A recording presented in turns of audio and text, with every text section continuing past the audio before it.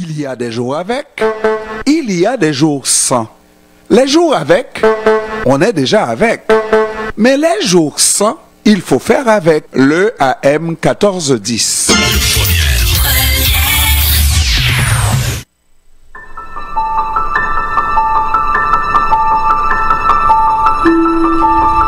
Les enfants, le travail, les transports, on court, on se bouscule, on se salit, on s'insulte. Arrêtez tout. Le samedi vous fait grâce. Musique, littérature, sport, cinéma, analyse et commentaires, l'information sous toutes ses coutures, avec Jean-Ernest Pierre et son équipe, tout à meilleur goût le samedi. Grâce matinée, votre petit plaisir du week-end.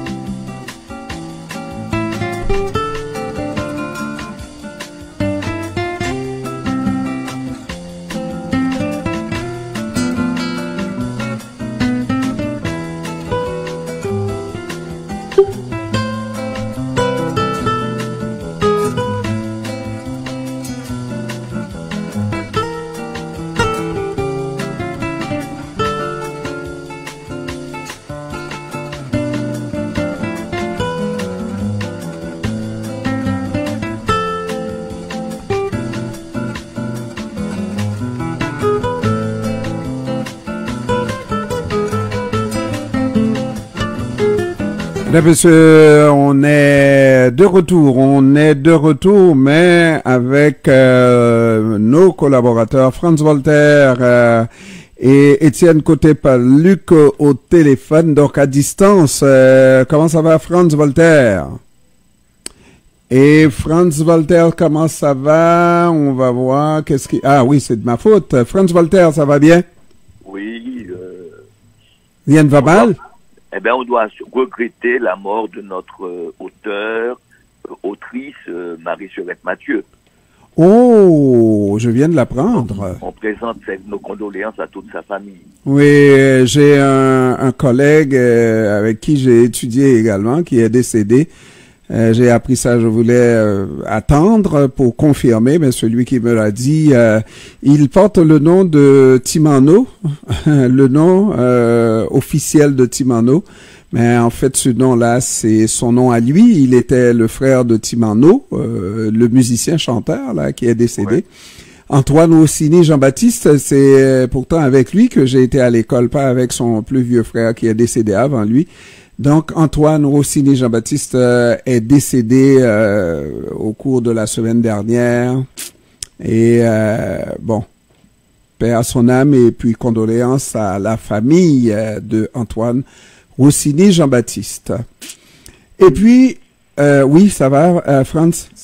Oui, oui, bon, oui. Bon. Et puis Étienne Côté-Paluc est aussi avec toi. De l'autre côté, Étienne, ça va? Oui, ça va bien, merci. Bonjour tout le monde. Oui, ben, tu prends les mauvais plis, Étienne?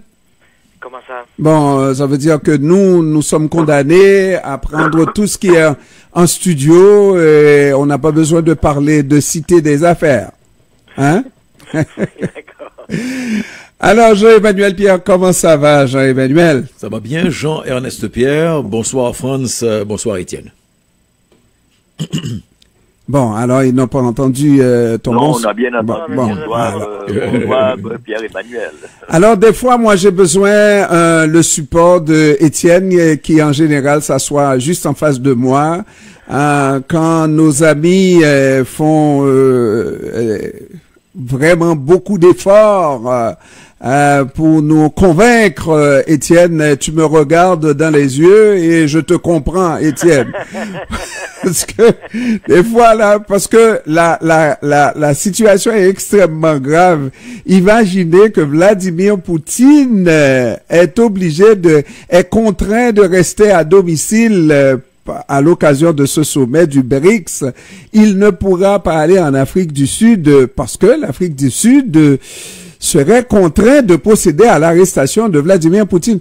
Lorsque, messieurs, plus sérieusement, lorsque le tribunal pénal international a pris cette décision d'inculper ou à tout le moins de porter des accusations contre le président Poutine, on croyait qu'il s'agissait d'une blague, n'est-ce pas, dans la guerre en Ukraine, pour le fait d'avoir déporté les enfants de l'Ukraine en Russie, n'est-ce pas?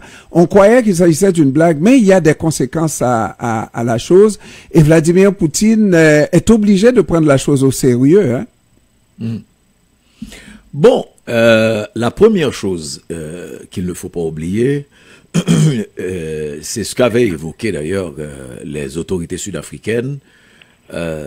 Malgré tout ce qu'on a pu entendre, il n'y a jamais eu de il n'y a pas eu de jurisprudence, il n'y a pas de jurisprudence en matière d'arrestation de chefs d'État qui est en train de visiter un autre pays. On va commencer avec Vladimir Poutine. On n'est pas en train de parler de petits pays de rien du tout. On est en train de parler de la Russie, du président russe, et on est en train de parler quand même de l'Afrique du Sud, qui est considéré aussi comme un géant de l'Afrique. Ce sont des pays qui en ce moment retiennent toute l'attention, et dans le contexte de fragilité politique qu'on est en ce moment, ça aurait été malvenu que d'avoir un incident du genre. Mais, ceci étant dit, un malheur est vite arrivé. C'est-à-dire que Vladimir Poutine, moi je le pensais et je le pense encore, engagé dans cette guerre, ne ferait jamais le voyage en Afrique du Sud. Oh, arrête de dire ça. Oui. Je dis qu'il, du moins, il n'avait absolument aucun intérêt. Je ne suis pas dans la tête de Vladimir Poutine pour dire qu'il ne le ferait pas, mais n'avait aucun intérêt à faire un voyage du genre. Un, il est en pleine guerre. Deux, une chose qui pour moi est encore plus fondamentale, c'est en regard de l'histoire. Tu n'as pas de président engagé dans un contexte de guerre aussi important et qui va pavaner, même quand c'est quand même un sommet important, le sommet du BRICS. Mais je m'étais dit, il faisait de la surenchère avec cette question et rien de plus. Et Franz? Bon, ça aurait provoqué deux problèmes. D'abord, je pense que ça aurait distrait par la presse le fait qu'il se rende en Afrique du Sud. Mais surtout, il faut comprendre que en Afrique du Sud, comme ici, hein, comme au Canada, il y a quand même un système juridique indépendant. C'est-à-dire un juge en Afrique du Sud ou le procureur pourrait demander l'inculpation de l'Afrique du Sud. De Vladimir Poutine. Non, comme ici, un juge pourrait demander l'inculpation. Ce qui ne veut pas dire que le gouvernement sud-africain aurait accepté cette inculpation. Deuxièmement, donc on a évité, à mon avis, une situation qui aurait peut-être affecté l'organisation des BRICS et aurait aussi affecté une forme d'instabilité en Afrique du Sud, parce que l'Afrique du Sud, n'oublions pas, est un pays qui fait du commerce avec les pays occidentaux. C'est un pays qui joue un rôle quand même important, non seulement en Afrique, mais dans ces échanges aussi mondiaux. Donc, quelque part, je crois que ça a évité une forme à la fois d'incident en Afrique du Sud même, où il y a quand même une opposition au gouvernement, même si elle est très minoritaire pour l'instant. Donc, je crois que en n'allant pas en Afrique du Sud, on a évité de pousser l'Afrique du Sud à une décision qui, dans un cas ou dans l'autre, aurait affecté le gouvernement sud-africain. Alors, Étienne, en général, on est très critique par rapport aux informations qui nous viennent de l'Occident dans cette guerre, en disant, bon, c'est des informations avec un certain parti pris qu'on diffuse. Mais là, dans ce cas-ci, là, je pense que les choses ont été faites dans les règles de l'art. On a entendu l'aide des négociations avant d'arriver à cette décision ultime, à savoir que Vladimir Poutine reste chez lui et suit la conférence en visioconférence, n'est-ce pas? On a même tenté de déplacer cette conférence en Chine, la Chine qui n'est pas membre du tribunal pénal international, n'est-ce pas? Et lorsqu'on a compris que ça ne pourrait pas se faire, et Cyril Ramaphosa a appris à négocier et beaucoup négocier pour faire entendre raison et surtout que Vladimir Poutine reste chez lui. Donc, c'est parce que le président sud-africain sentait quand même l'obligation morale, étant membre de la Cour pénale internationale, de ne pas défier l'ordre de cette Cour et de procéder à l'arrestation de Vladimir Poutine, même s'il aurait été l'invité donc de l'Afrique du Sud. Mais tout ça en fait, c'est de la communication. Vraiment, le président russe n'avait pas vraiment davantage, sinon que de rencontrer des gens qu'il connaît déjà, mais autre que de vraiment montrer son importance sur la scène internationale. Mm-hmm. Pour lui, vraiment, il est dans une bataille de pouvoir avec l'Occident riche, si on veut, et il tente de montrer sa force. C'est pour ça que toutes ces options, je pense, ont été évaluées. Il a sûrement poussé pour trouver une option, une manière de pouvoir montrer qu'il est parmi tous les leaders, tous ces leaders-là. Ce qui n'a pas pu être fait, probablement qu'il s'en sert encore pour dire autre chose, mais pour l'instant, c'était vraiment un coup de communication à la base. C'était une idée de montrer sa force, et ça n'a pas pu avoir lieu. C'était une petite victoire pour le camp adverse, en tout cas. Alors oui, c'est effectivement, d'autant que cette semaine aussi, on a compris que Vladimir Poutine a dû négocier avec Prigojine, en Russie même. Que Prigojine, parce que on n'avait pas l'information, on pensait qu'il était ailleurs, qu'il était en Biélorussie et tout ça, mais qu'il a dû négocier pendant des heures avec les généraux en présence, n'est-ce pas, qui ont fait partie de la rébellion et tout ça là. Cela dit, oui, c'est un compromis qui a été trouvé, mais de là à parler de contre-pouvoir Vladimir Poutine, est-ce qu'il contrôle tout? Pas sûr. Écoutez, c'est un pays très complexe, un pays de 17 millions de kilomètres carrés. C'est un pays avec des factions différentes. Et je crois qu'effectivement, même à l'époque de l'URSS, vous savez, quand on disait que on donnait l'image d'un gouvernement centralisé qui contrôlait tout, il y avait des factions, des purges qui s'opéraient continuellement. On n'a pas beaucoup d'informations sur ce qui se passe. Si vous écoutez la presse, les débats, vous voyez, c'est beaucoup de répétitions. Maintenant, même quelqu'un qui est venu sur un débat à la télévision française, c'est un ancien agent du KGB, disait que Prigojine avait été éliminé. Donc, il y a toutes sortes d'hypothèses. Moi, je crois que pour l'instant, il y a quelque part une redéfinition des rôles parce que, d'abord, par leur victoire, entre guillemets, à Bakhmout, où Wagner joue un rôle, a joué un rôle important. Ils sont encore en Afrique, donc il fallait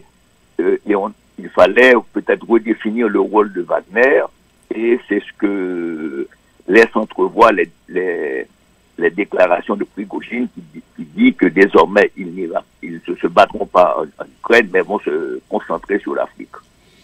Et Jean-Emmanuel? Bon, l'histoire de Prigojine, comme je l'avais dit la dernière fois, reste floue. Je vais redire ce que j'avais dit. Je ne crois pas dans une histoire de conflit entre Prigojine et Vladimir Poutine.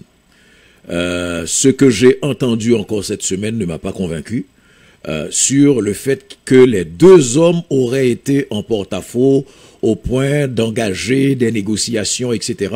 Je crois que c'est une histoire montée, à la fois le coup d'État, ou la tentative de renversement, quoi qu'il ait dit plusieurs fois que l'intention n'était pas de renverser le régime. Moi, je crois qu'il y a autre chose derrière. C'est peut-être une façon de retirer Prigojine de Wagner, de retirer Prigojine de la scène, mais pour moi, ça fait partie d'une vaste pièce de théâtre. L'histoire qu'on est en train de nous offrir paraît trop facile dans un contexte... Oui, mais une chose qui est certaine, Jean-Emmanuel, on a vu des soldats en rébellion du groupe Wagner marcher sur la Russie. Ça, c'est pas une blague, là. Ça, c'est pas une pièce. C'est pas une pièce de théâtre. C'est ce que je viens de te dire. Mais c'est pas une pièce de théâtre. Des hommes de Wagner qui traversent le pays, qui arrivent aux portes de Moscou, comme si de rien n'était, décide d'abandonner, comme si de rien n'était. Et là, moi, je gobe ça, comme c'est. Moi, je le gobe, et beaucoup d'autres gobent. On sera jamais d'accord. Mais beaucoup d'autres gobent cette histoire-là comme étant la réalité. Et jusqu'à preuve du contraire, c'est cette réalité-là. Il y a eu des gens qui ont marché. Et ça, qu'on le veuille ou non, et c'est là l'histoire, ça ne fait pas honneur à l'armée russe. On me dira ce qu'on voudra. Non, mais Maître Pierre, une armée ne peut pas tuer des milliers de gens. Chez eux. Attendez, Maître Pierre, il y a eu des rébellions dans toutes les armées. Dans toutes les armées. On ne fait pas, et là encore, moi je ne sais pas si c'était un petit théâtre, je ne sais pas, parce qu'on n'a aucune information. On est dans l'opinion là. Moi, je suis... Non, mais on a vu, les soldats marcher. On les a vus. On les a pas inventés. Oui, mais ce qu'on voit n'est pas nécessairement la réalité. Ah, ok. Attendez, Maître Pierre, ce que je ne veux, moi, ça peut être l'un ou l'autre. Ce que je veux dire, c'est que vous avez certainement une faction ou des factions. Est-ce que c'était pour renverser Poutine? On n'en sait rien. Ni vous, ni moi, ni les commentateurs qui n'ont aucune base pour analyser ces faits. Ce qu'ils ont, ce sont des images. Maintenant, l'image peut être interprétée. Moi, ce que je dis, c'est que pour l'instant, c'est des spéculations et c'est des opinions. C'est-à-dire un beau jour, vous savez, c'est comme un peu ce qui s'est passé un peu partout, et puis vous entendez 30 ans plus tard, 20 ans plus tard, que les gens disent, on s'excuse, on a été à l'origine, c'est ce qui s'est passé au Guatemala, que on dit qu'on a été à l'origine de massacres, etc., etc. Moi, je suis réservé sur ces aspects-là.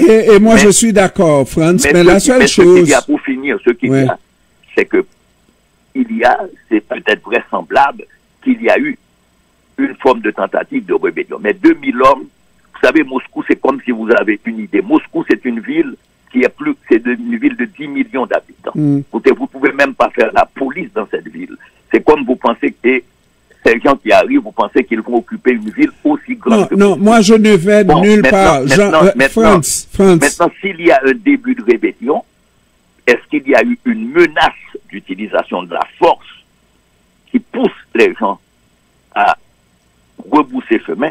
Ça, ni vous ni moi, on n'en sait rien pour l'instant. Alors, ce qu'on sait, c'est qu'on a vu d'abord Prigojine à plus d'une occasion sortir sur la scène publique, et ça, c'est pas un montage, c'est pas l'intelligence artificielle qui va nous montrer quelqu'un qui parle. On est d'accord que c'est Prigojine qui critiquait l'armée russe. Ça, c'est pas une histoire inventée, ça, là. Mais parce, on a vu Prigojine marcher. C'est Prigojine qu'on a vu marcher. Il s'est passé quelque chose. Attendez, oui, il s'est passé quelque chose, possiblement. On l'a pas inventé, ça. Attendez, s'il pouvait prendre le pouvoir, pourquoi il n'a pas continué? On n'a pas dit qu'il voulait prendre le pouvoir non plus. On n'a pas dit. On dit qu'il y a. On dit qu'il y a, Franz. On dit qu'il y a. Ça va laisser une douche froide dans cette guerre. Par rapport... Ça n'a pas eu d'effet jusqu'à présent sur le fond. Maintenant, non, ça n'a pas eu d'effet sur le fond. Sur l'image de l'armée russe. Oui, mais Maître Pierre, l'image, elle est ou soit interne ou soit externe. Les images, moi j'ai suivi aussi la Première Guerre mondiale. Les premiers, ou l'avancée même des... la Première Guerre mondiale. La Deuxième Guerre mondiale. Et même durant la Première Guerre mondiale, la Russie a connu des défaites majeures la première année, la deuxième année de la guerre. La guerre prend un tournant en 42. Donc, on ne sait pas. La guerre est imprévisible. On ne sait jamais comment ça va se passer. Pour l'instant, les faits, on est engagé dans une guerre et on est engagé dans des escalades qui peuvent déboucher sur n'importe quoi. Moi, je crois que les gens qui ont cet aspect, qui parlent à tout et à travers, sans que ça les implique, on sait qu'il y a des problèmes. Ce n'est pas sans raison. Quand les Américains décident de fournir ce qu'on appelle des armes à sous-munitions, c'est parce que eux-mêmes le disent. L'armée ukrainienne a des problèmes de munitions. Il y a une guerre d'artillerie et une guerre d'infanterie pour l'instant. Donc maintenant, on ne sait pas. Est-ce que la contre-offensive ukrainienne va percer les lignes des troupes russes? C'est une question que les gens se posent. On pensait résoudre, parce que dans nos analyses, avant la fin de l'hiver, on pensait que le chantage du gaz russe allait fonctionner pour les Russes, justement, qui proposaient de couper le gaz, etc., qui ne voulaient rien savoir. Et pourtant, on voit les pays qui dépendent du gaz russe ont trouvé d'autres alternatives. C'est pas une histoire de chantage. Si vous dites aux gens, je vais saisir tout votre argent, et vous pensez que les gens vont continuer à vous vendre ça, il texte tout tango. Ce que je veux dire, il faut voir, et les gens se sont rendus compte, d'abord c'est les rapports du FMI, que les sanctions prises n'ont pas eu les effets désirés. Vous savez, on achète du pétrole à l'Inde. Or, c'est le pétrole russe qu'on achète à l'Inde. Tout le monde fait de l'hypocrisie dans ce genre d'affaires. Mais tout le monde a son compte, mais on analysait que la Russie allait s'effondrer. Que pas la Russie qui allait s'effondrer, c'est les pays qui, les citoyens allaient sortir dans les rues pour exiger leurs dirigeants d'arrêter de supporter l'Ukraine. C'est ce que moi j'ai entendu. D'arrêter de supporter l'Ukraine, et ce n'est pas le cas. En tout cas, le support à l'Ukraine semble être encore intact. Bon. Maître Pierre, n'avançons pas des choses. Mais on le voit là, on n'avance rien. Il continue à fournir des armes. Vous savez ce qui va se passer dans 3 ans? Non, mais pour l'instant, quant au moment présent, il y a... Maître Pierre, les guerres ne durent pas une année. Toutes les grandes guerres qu'on a eues... Mais pour l'instant, il n'y a pas de trou dans l'armure occidentale. On le constate tous. Voilà. Sauf que ce que l'on constate, c'est qu'au fait, il y a une opinion qui s'en va vers l'extrême droite qui monte dans la plupart des pays. Donc ça, on ne sait pas ce que ça va donner. On ne sait pas. Moi, je suis toujours... Parce qu'il n'y a pas d'élection demain matin. Les élections en France, c'est 2027. Donc, c'est pas demain matin. On a vu des mouvements sociaux, on a vu toutes sortes d'affaires. Pour différentes raisons, pas pour l'Ukraine, mais pour différentes raisons. Donc maintenant, comment ça va se passer? C'est-à-dire, on utilise un certain nombre de munitions. C'est-à-dire, est-ce que il y aura des moyens de continuer toujours à supporter s'il n'y a pas une contre-offensive de l'Ukraine? Et s'il y a cette contre-offensive, que vont faire les Russes? Est-ce qu'ils vont utiliser d'autres types d'armements? Je n'en sais rien. Et vous non plus, et personne non plus. Donc on sait que quand les guerres arrivent à ce point, il faut trouver des formes de négociation pour éviter, parce que là, on rentre dans des choses sérieuses. Hein. On a détruit des installations portuaires, on détruit une part de l'agriculture ukrainienne, l'Ukraine contre-attaque. Donc, tout ça peut donner à une situation qui devient incontrôlable pour tout le monde. Et puis... Il y a les élections américaines de l'année prochaine. Et des élections en Ukraine en principe et des élections en Russie. Donc, c'est une 2024 sera un moment clé. Et Étienne, un mot, Étienne? Bon, moi, je suis quand même...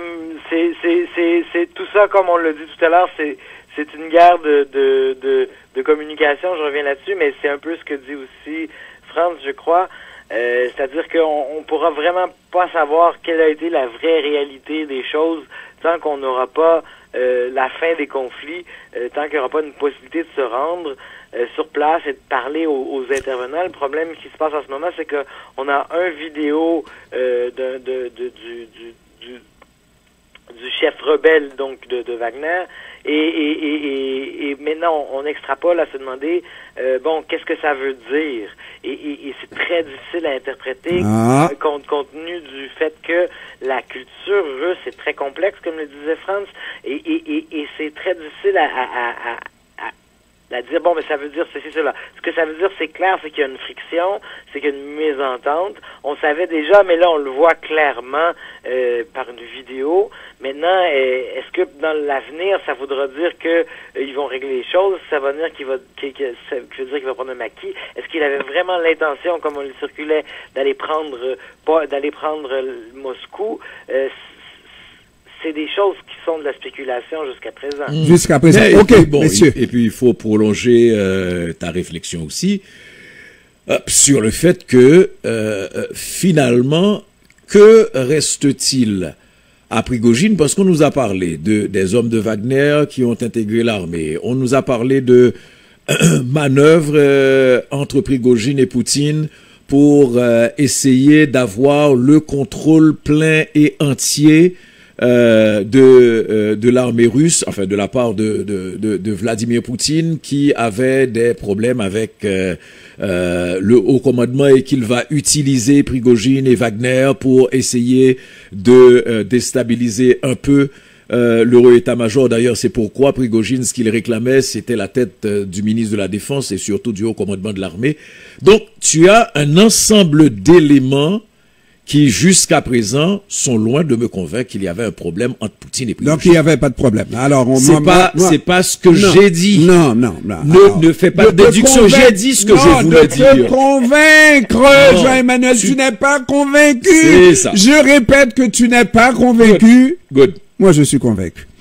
Alors, cela dit, messieurs, nous allons à la pause commerciale et là, on revient avec littéralement le clash des civilisations parce qu'on revient avec Non, le clash des civilisations, c'est... Non, je veux dire, est-ce qu'on parle de Donald Trump? Parce qu'il faudrait parler de Donald Trump. Tu veux parler de Donald Trump? On s'en va vers une troisième inculpation de Donald Trump, et je crois que c'est le plus important. Ok, d'abord, ok, là, on ira à ça, mesdames, messieurs, dans un instant, après la pause que voici. Et puis, si tu veux parler de Samuel, ok, pas de problème. Samuel de Champlain? Samuel Huntington. Bonjour, c'est Bito Vaoba sur CPAM radiounion.com. Radiounion.com, c'est PAM.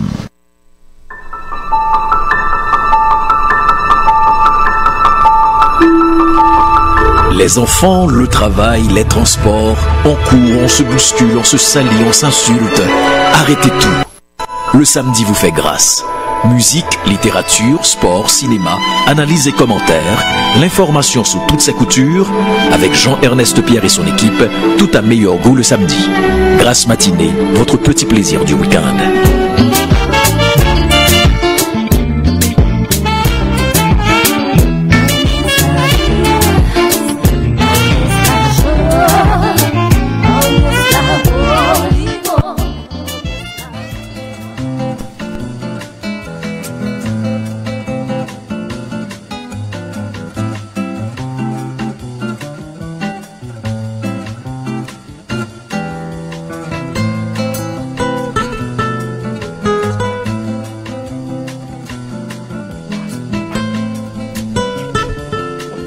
Mesdames, Messieurs, nous sommes de retour avec Jean-Emmanuel Pierre, à Franz Voltaire, Étienne Côté-Paluc et moi-même Jean-Ernest Pierre. Et puisque Jean-Emmanuel m'a forcé la main, donc on regarde le dossier de Donald Trump. Pour toi, c'est capital. Rapidement, oui. Bon. Alors, cela dit, c'est oui l'inculpation à venir pour une cause beaucoup plus importante, où l'inculpation aura beaucoup plus de chances de porter contre Donald Trump, n'est-ce pas, par rapport aux événements du 6 janvier 2021, n'est-ce pas, où le Capitole a été saccagé, et aussi on va produire dans une accusation dans une cour, n'est-ce pas, lors où la couronne, ou représentant de la société, va soutenir ces accusations. Ce discours de Donald Trump réalisé ce jour-là, n'est-ce pas, où il a appelé les gens à aller supporter la cause de la démocratie, c'est-à-dire de ne pas permettre à Joe Biden de recevoir l'investiture ce jour-là, n'est-ce pas? Et avec toutes les conséquences des personnes, des gens de la police qui ont été tués et tout ça, là. Vraiment, c'est la cause, Parce que jusqu'à présent, dans le cas de Stormy Daniels, l'histoire, c'était une blague, comme tu dis, mais il fallait marquer le coup, montrer que on peut différemment de la manière dont ça a été fait dans le temps, qu'on peut attaquer un président qui se donne des marges, des droits, qui s'octroient des droits d'utiliser le système à des fins toutes personnelles, etc., etc. Après ça, on a eu l'histoire des documents, mais là, c'est l'histoire à venir aussi. Oui, absolument. Mais là, on est en présence de quelque chose de beaucoup plus grave, comme tu l'as souligné. C'est une déstabilisation de l'État. Et là, on parle de complot contre la sûreté de l'État. Il y a un pays où on utilise ça souvent, mais là, on parle de complot parce que on a des suspicions. Et quelqu'un qui est très habitué avec le système de justice aux États-Unis me dit que quand le procureur te signifie une accusation du genre, cela veut dire qu'on a le maximum d'éléments en main pour y aller de cette façon-là. Donc on va voir, c'est-à-dire le procureur Smith, lui, dit que c'est un... Et sans compter qu'il reste une cause à venir, je pense en Géorgie, pour des accusations... L'histoire des gros électeurs, absolument. Bon, alors, messieurs, c'est pas de la petite bière, Franz Voltaire. Eh ben, écoutez, Trump a été quand même un président déstabilisateur. Il a commis toutes sortes de délits durant sa présidence et avant sa présidence, donc ce n'est pas étonnant. La seule chose, c'est que si je crois certaines informations, ce n'est qu'en mai 2024. Oui. Donc, ce qui nous laisse dans une situation très particulière. L'année 2024 étant une année électorale, il aura l'occasion de mobiliser ses troupes et on ne sait pas ce que cela va devenir, mais cela peut être aussi un élément déstabilisant.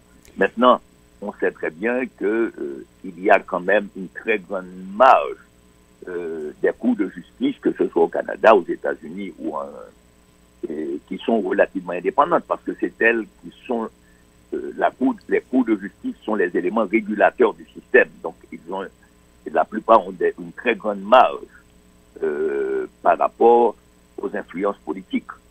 Donc, on va voir ce qui va se passer, mais on n'est pas à l'abri qu'il y ait d'autres poursuites. Oui, oui. Ça s'annonce, entre autres. Oui. Il a accumulé tellement de choses. Tellement. Il y a des poursuites aux civils, il y a des poursuites aux criminels. Aux criminels encore, parce que les poursuites civiles, il n'en a cure, là. Il a de l'argent, il est capable. Mais pour les causes, parce que je pense en Géorgie, c'est de vouloir. Aux criminels, absolument d'influencer des dirigeants politiques pour pratiquement changer les votes. Mais Étienne, c'est parce que on parle du mois de mai 2024 pour des élections en décembre 2024, c'est ça?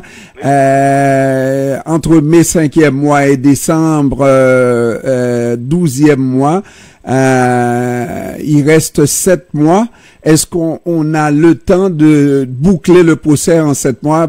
Possiblement pas, hein? Sûrement pas, et c'est ça qui va être très, très intéressant au niveau politique, c'est-à-dire que on l'a vu déjà dans les premières inculpations, Trump va probablement inciter ses partisans, ou en tout cas ne pas les empêcher de venir l'appuyer devant les tribunaux concernés, et à quel point ça va se mélanger avec les primaires déjà dans un premier temps, et puis après ça dans les élections comme telles, parce que Trump, c'est vraiment, en fait, ses avocats l'ont dit, une des raisons principales qui fait qu'il se représente encore, c'est ces accusations qui sont déposées contre lui, ces enquêtes et ces accusations. Il espère pouvoir être réélu pour les faire annuler. Et donc, de quoi... mais maintenant, Étienne, il faut regarder, on dit que c'est pas suffisamment long pour faire un procès avec des millions de pages, je dis peut-être 1,1 million de pages de documents. Par contre, est-ce que ça laisse suffisamment de temps aux candidats pour mener campagne et battre campagne? Parce que à ce moment-là, on aura terminé les préliminaires, pour ne pas dire les primaires, n'est-ce pas? Parce que ça sera la véritable campagne, là. Mais les primaires devraient se terminer, je crois, durant l'été. Si ma mémoire est bonne, je sais plus exactement. Faudrait aller revoir les dates. Mais l'été l'année prochaine, je crois. Mais en tout cas, peu importe, dans tous les cas, ce qui est clair, c'est que Donald Trump aime brasser de la marde, comme on dit en bon québécois, et ça va certainement l'aider. En même temps, c'est clair qu'il se sent inquiété par ces accusations-là, et celle-ci en particulier. Et probablement que la prochaine en Géorgie, elle est flagrante, puisqu'on l'avait pris au téléphone en train de demander des votes de grands électeurs. Mais c'est quand même, s'ils avaient rien fait, si la justice n'avait rien fait, je suis pas certain qu'ils s'en seraient mieux sortis. Donc c'était un peu la seule voie de sortie qu'ils avaient, c'était de déposer quand même des accusations, même si ça a pris du temps, et ça c'est une des critiques qui a été faite. 4 ans pour déposer des accusations, c'est quand même long. C'est quand même le président. 3 ans, en fait, oui, c'est quand même le président, mais tout de même, c'est quand même long, et ça va certainement influencer la campagne électorale. Maintenant, comment, on ne sait pas. Trump est tellement imprévisible, ça peut aller dans tous les sens, ça peut le nuire comme ça peut l'aider. Sûrement qu'à long terme, ça risque de lui nuire dans la grande histoire de Donald Trump, et c'est ça qui, j'imagine, le blesse le plus. Mais à court terme, ça pourrait lui l'aider, et ça pourrait galvaniser aussi ses troupes. On va voir. Messieurs, parlons de ce que j'appelle le véritable clash des civilisations. Je pensais qu'on était rendu un petit peu plus loin.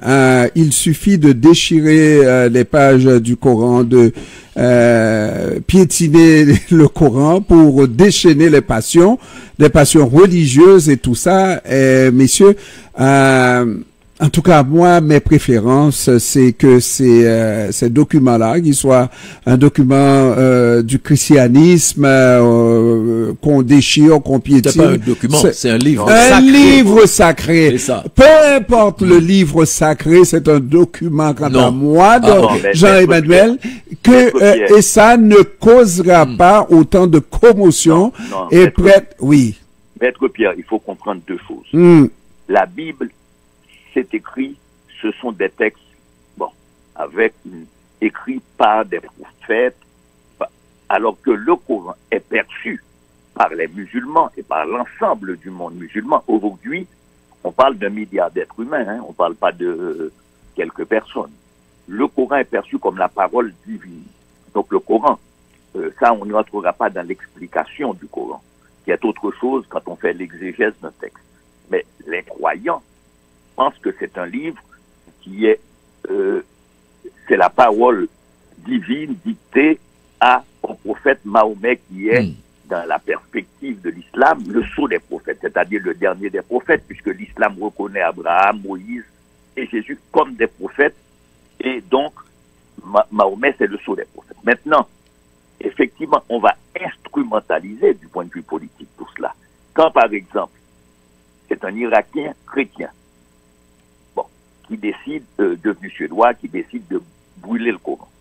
Effectivement, dans nos textes législatifs, et je pense que la plupart des pays, sauf peut-être en Allemagne, que ça existe encore, le blasphème n'existe pas. Donc, cet individu décide de brûler le Coran. On sait ce qui s'était passé déjà au Danemark avec les caricatures.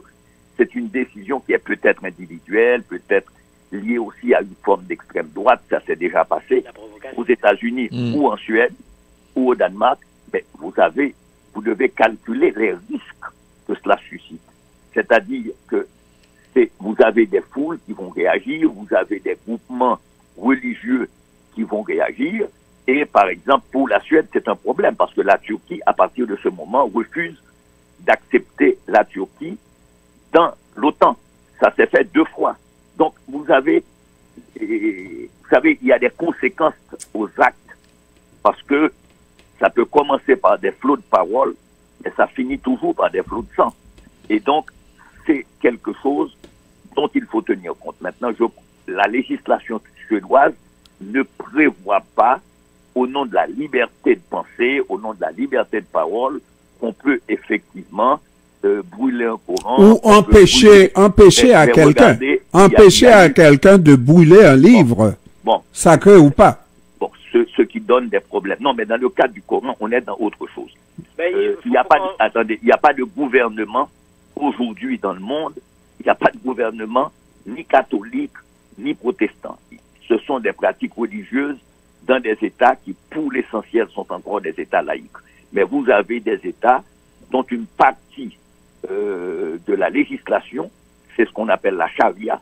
C'est la loi qui est issue, c'est une loi qui est issue du Coran. Du Coran, ce sont les républiques. Les républiques. Bon, il faut calculer, je suppose que les gens n'ont pas calculé le dommage que ça pouvait être pour le pays, pas pour l'individu qui est protégé en Suède, mais pour le pays.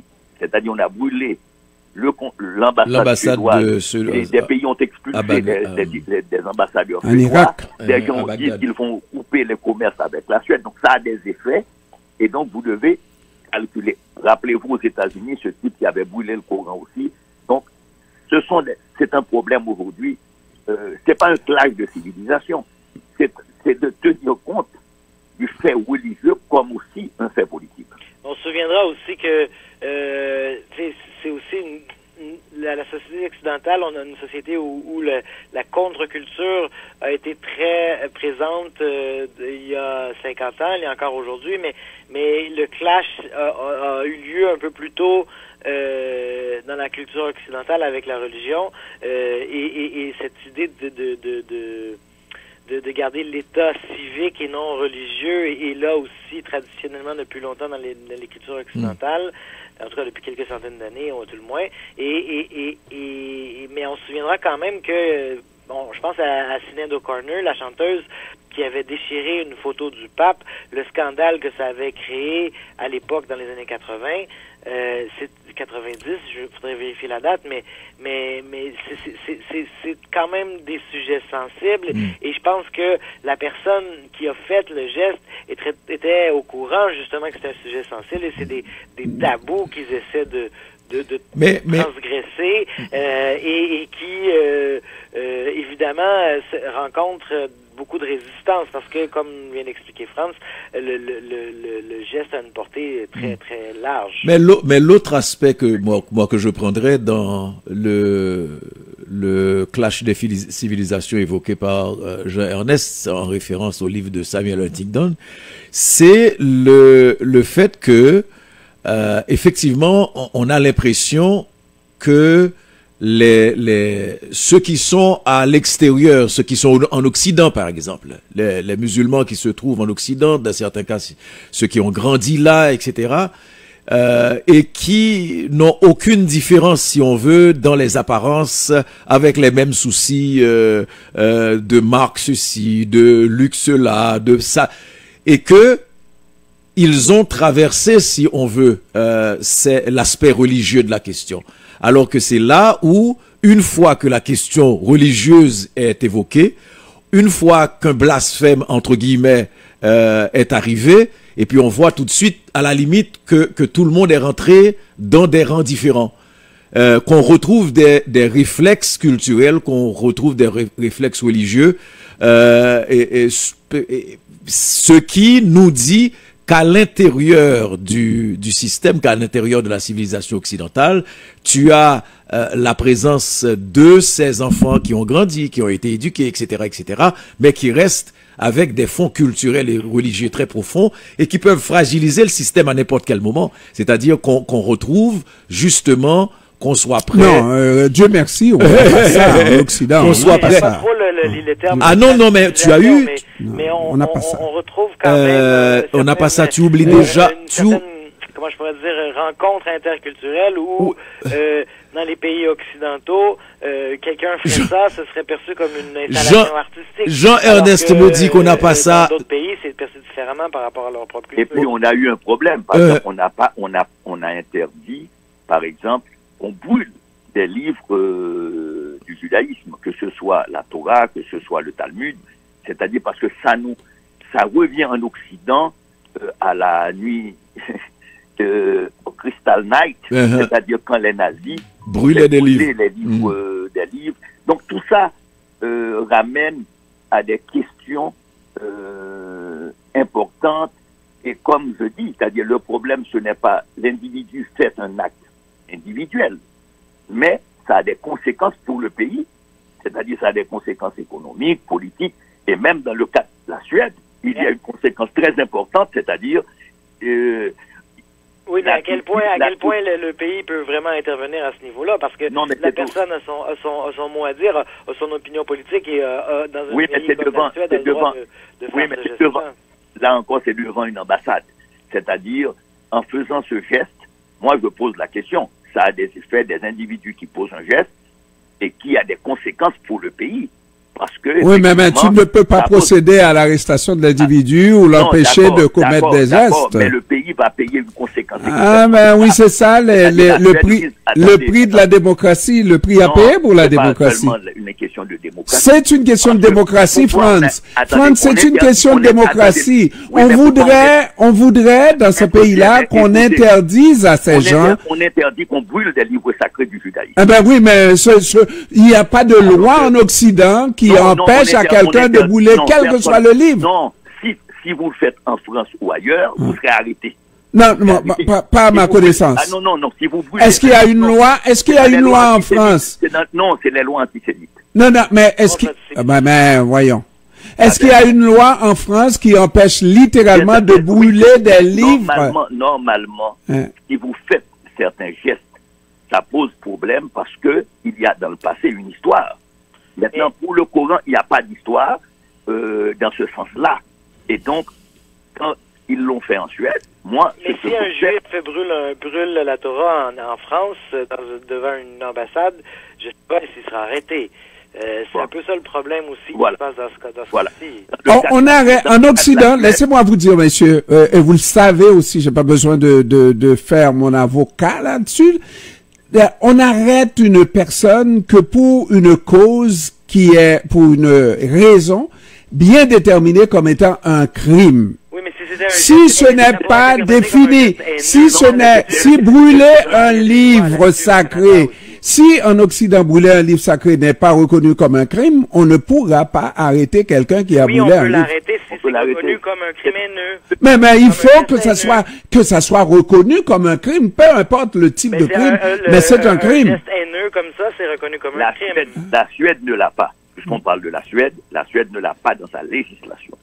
Mais la Suède, d'ailleurs, dans les journaux suédois, il y a quand même des débats autour de cette question, parce qu'effectivement, on parle de changer éventuellement, de faire des amendements à certaines législations, parce qu'effectivement, la Suède va payer un prix qui peut être très élevé, ce qui est son adhésion à l'OTAN. C'est pas simplement, des ambassades. Alors, messieurs, on peut les reconstituer. Non, la Turquie vient de déclarer et vient d'expulser. C'est-à-dire que... Moi, je vous regarde, France. Attendez, Maître Pierre, moi, je vois les conséquences. Non, mais regardons les conséquences, France. Sérieusement, là. Non. Moi, il y a une quarantaine d'années, Salman Rushdie, vous vous souvenez? C'est la même chose. Ben, c'est la même chose. Alors, il y a une quarantaine d'années, il a brûlé le Coran. Non, il n'a pas brûlé. Il avait profané.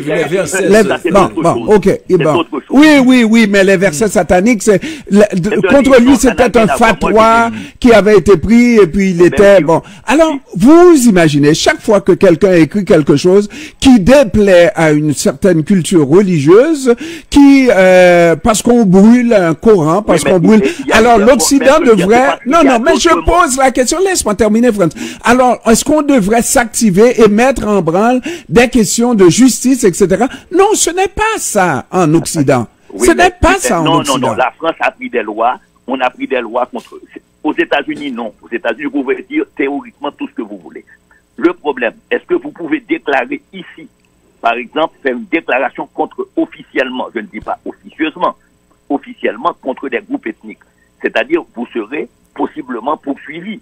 Non, mais c'est toi, tu fais partie de ce groupe-là et que tu fais un geste symbolique pour dénoncer quelque chose dans cette culture-là. C'est là où la limite est très sensible, parce que ce n'est pas haineux dans ce cas-ci, parce que la personne est, disons, d'origine musulmane. Non, pas d'origine musulmane, la personne est un chrétien. Un chrétien? Mais d'origine irakienne. Bon. Mais moi, ce que je veux dire, quand on analyse, on doit voir les conséquences aussi de ce que vous faites. Il y a des morts, il y aura peut-être d'autres morts.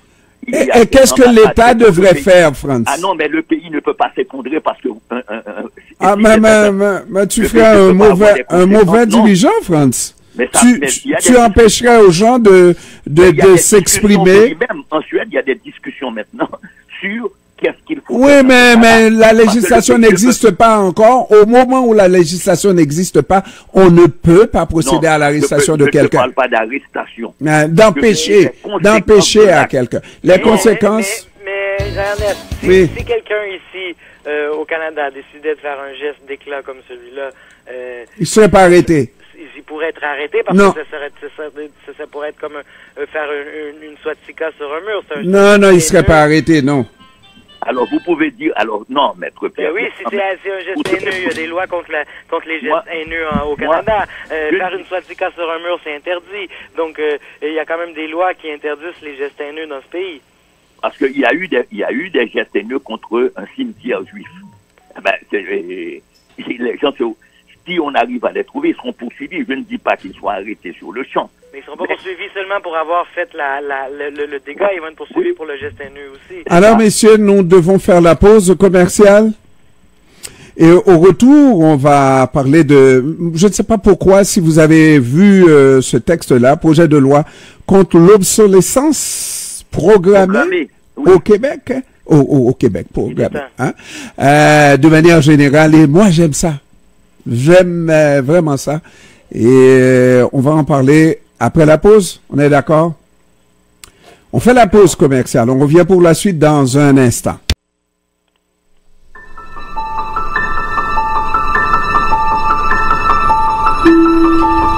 Les enfants, le travail, les transports, on court, on se bouscule, on se salit, on s'insulte. Arrêtez tout. Le samedi vous fait grâce. Musique, littérature, sport, cinéma, analyse et commentaires, l'information sous toutes ses coutures, avec Jean-Ernest Pierre et son équipe, tout à meilleur goût le samedi. Grâce matinée, votre petit plaisir du week-end.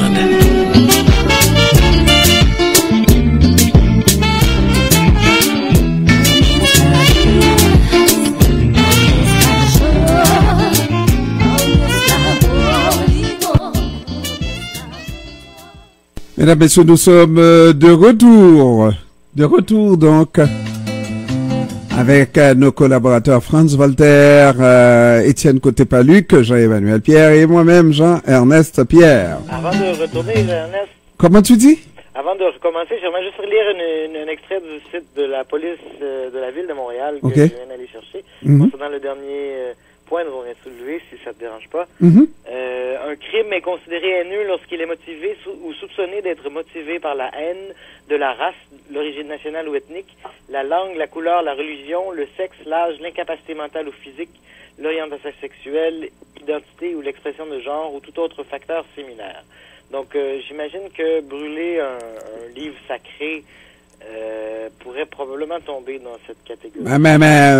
Moi-même, là, j'irais plaider et dire non, ce n'est vraiment pas spécifique.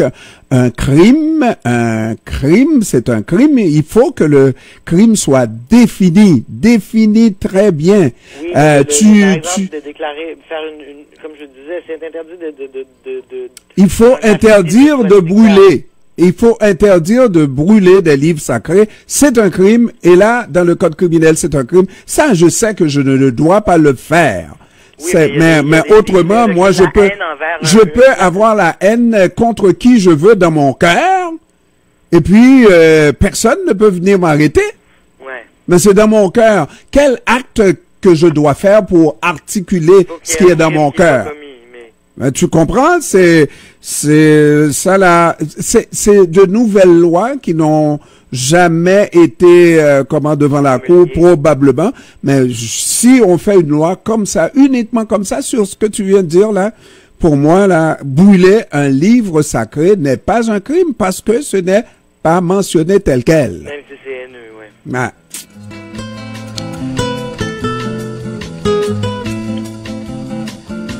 Alors, messieurs, ayons un peu de plaisir à regarder comment marchent certaines industries de fabrication de meubles, d'appareils électroménagers et tout ça. Depuis longtemps qu'on dit que il me semble que les appareils étaient faits plus solidement et duraient plus longtemps que de nos jours. Et puis, on a fini par comprendre avec le temps, effectivement, que c'est fait expressément moins solide. Ah non, c'est ton micro qui est fermé, Jean-Emmanuel. Depuis tout à l'heure, j'essaie de dire quelque chose, je ne peux pas. Mais arrête là, Jean-Emmanuel. Okay, c'est pas un crime de dire quelque chose.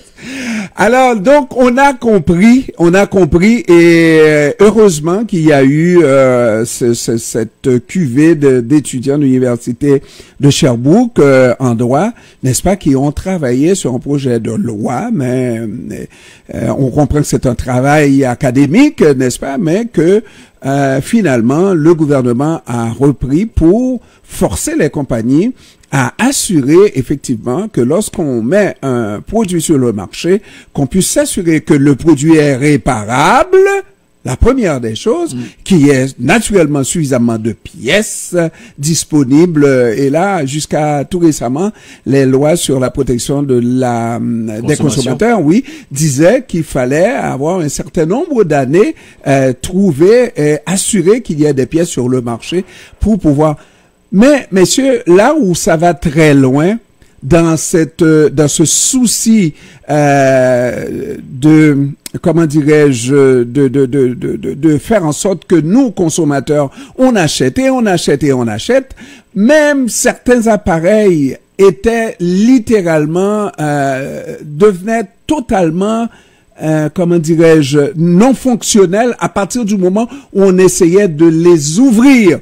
Vous ouvrez l'appareil, bon, c'est fini pour la vie et on ne pourra plus réparer cet appareil. Ouais. Et puis l'autre chose qui arrive aussi, parce que c'est pas la première fois qu'on discute sur l'obsolescence programmée. L'autre chose qu'on a fait durant les dernières années, c'était de ne plus reproduire l'appareil sous le même nom ou bien avec les mêmes une fonction en moins ou une fonction en plus. Donc question de dire qu'il n'y a plus de pièces de dixième puisque cet appareil-là n'est plus sur le marché. Donc il y a toutes ces choses effectivement autour desquelles, parce que si on parle d'un monde où on voudrait, parce que ça aussi fait partie de la protection de l'environnement, si on parle d'un monde où on voudrait effectivement, dans nos attitudes, dans nos comportements, participer à la protection de l'environnement, surtout à la détérioration de la qualité de l'environnement, c'est aussi ces choses-là, et c'est de la responsabilité de l'État, à la fois par rapport à l'individu, que l'État est responsable de protéger aussi, mais avec des répercussions sur l'environnement. Mais messieurs, ça là, pour une fois, je trouve quelque chose qui va carrément en contradiction avec le type de développement qu'on connaît dans la société occidentale, parce que le principe, c'est de toujours produire, et quand on ne trouve pas suffisamment de preneurs pour les produire, on les force à les acheter, on vous donne à crédit pendant un an, vous ne payez pas un sou pendant un an, mais achetez, faites quelque chose, achetez de grâce, achetez. C'est ça l'économie occidentale. Mais c'est en fait, Maître Pierre, cela pose deux problèmes. Et cette réflexion, elle est extrêmement importante dans un contexte de ce qu'on peut appeler de changement climatique, de transition écologique. Ça pose le premier problème, c'est que il y a le problème du recyclage de tous les composants utilisés dans la fabrication de ces produits. Effectivement, vous vous rappelez très bien qu'auparavant, on envoyait tout ça en Inde ou dans certains pays, aux Philippines, pour les recycler. Ces pays, maintenant, se refusent à accepter tous les junk qu'on leur envoie. Deuxièmement, vous avez un problème de transition d'un modèle économique.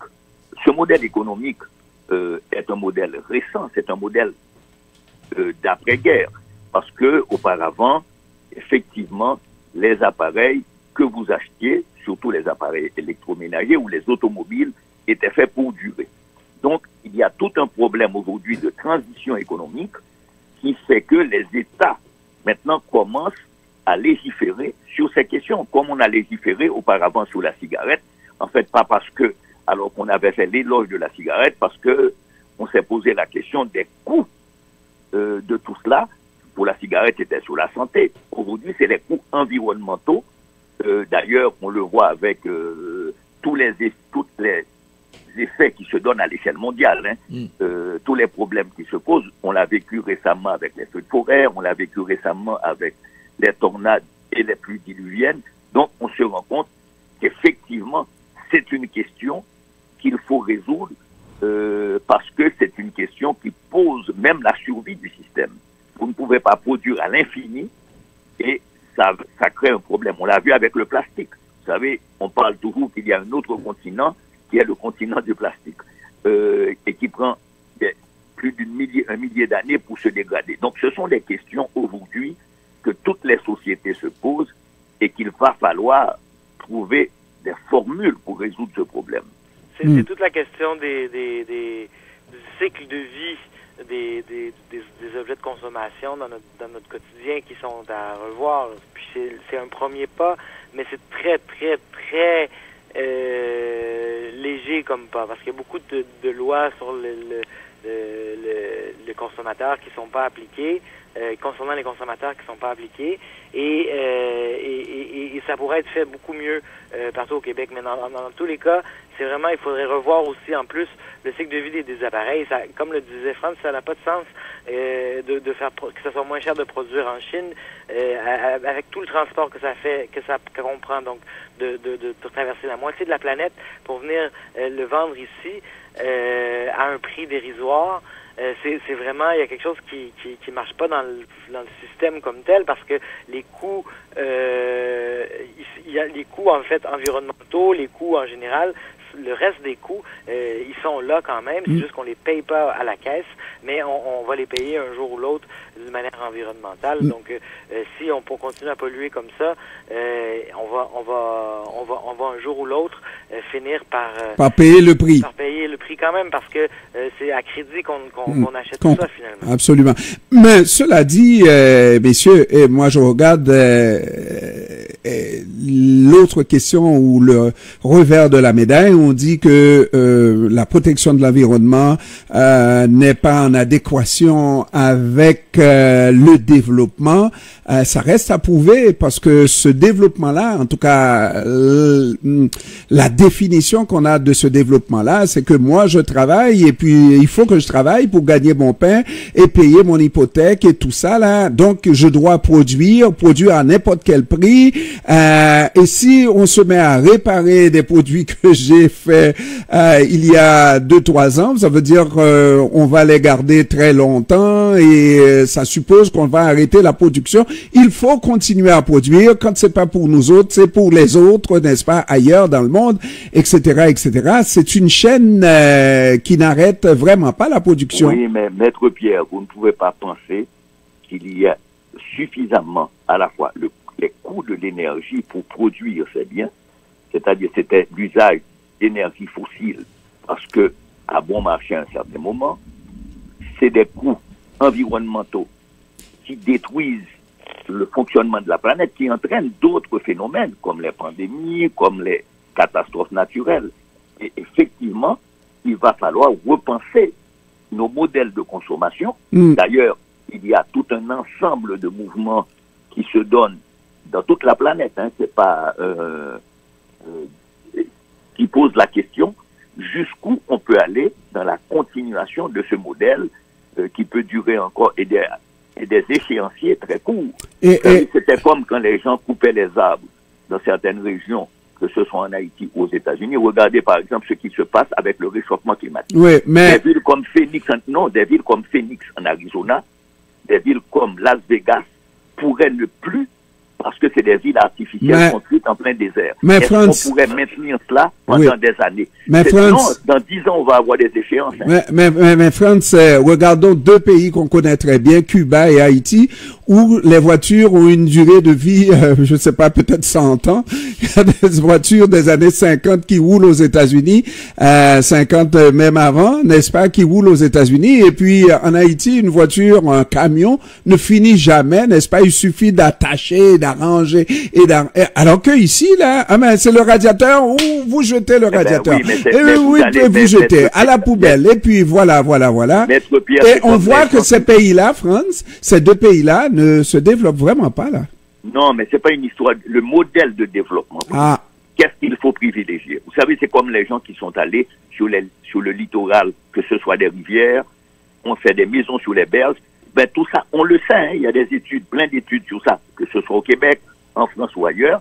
Aujourd'hui, on sait que, par exemple, au Québec, il y a un certain nombre de maisons qui seront inondées. D'ailleurs, les compagnies d'assurance commencent à penser, est-ce qu'ils vont assurer votre maison, à quel prix, à quel coût, parce que vous avez des problèmes qui vont s'accentuer. Les gens qui vivent des pays comme les pays riverains de la Caraïbe, des villes comme Miami, on le sait, sont des villes menacées. On ne sait pas quand.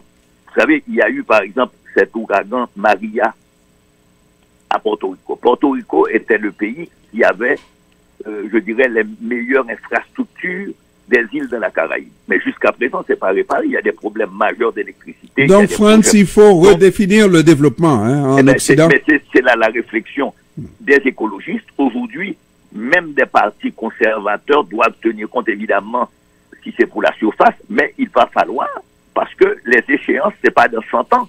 Parce qu'avant, on nous disait, ça va arriver en l'an 2100, 2150, vous pourriez toujours dire, je ne serai pas là. Aujourd'hui, on sait que ça va arriver en 2030, on sait qu'on a des échéanciers de 2050, et qu'il va falloir repenser tout cela. On parle de la voiture électrique, c'est très bien, mais il faut du cobalt, il faut du lithium pour les batteries. Tu as une série... très bien que les conditions dans lesquelles elles sont produites, et que, après, qu'est-ce qu'on fait avec les déchets? Oui, mais tu as une série de contradictions qui se posent comme ça, de cette manière, et de plus en plus, on bute avec la problématique de développement économique versus protection de l'environnement. Et c'est toujours très difficile. Je regarde quelqu'un comme... À trouver l'équilibre. Absolument, toujours difficile, sinon jusqu'à présent très très difficile.